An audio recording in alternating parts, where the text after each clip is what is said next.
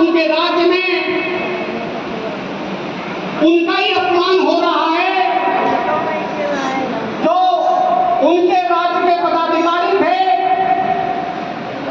जो ब्राह्मण हुआ करते थे, कुलकर्णी ब्राह्मण हुआ करते थे, वो उनका अपमान कर रहे थे।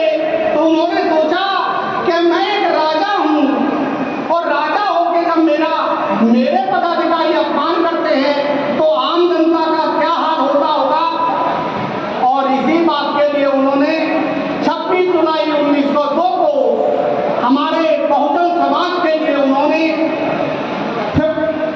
इंग्लैंड से ही, वो उस समय इंडिया में भी नहीं थे मौजूद, उन्होंने इंग्लैंड से घोषणा कर दी कि हमारे राज्य में जो भी राज्य के पदाधिकारी होंगे उनमें से 50% जो आरक्षण जो होगा, जो प्रतिनिधित्व होगा, वो हमारे बहुजन समाज के लोगों का।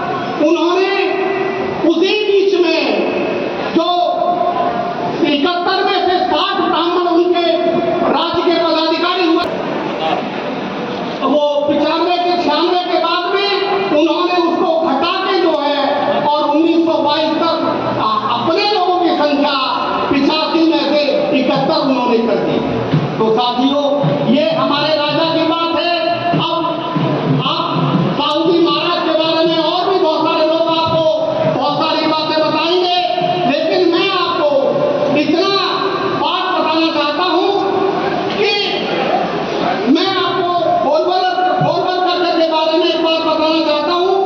उसने अपनी किताब पंच ऑफ थॉट में कहा है कि हमें ऐसा राज चाहिए जिस राज्य में राज्य की 90% संपदा जो है वो 2-3 लोगों के हाथ में होनी चाहिए और बाकी 10% संपदा जो है वो राज्य की जनता के हाथ में होनी चाहिए।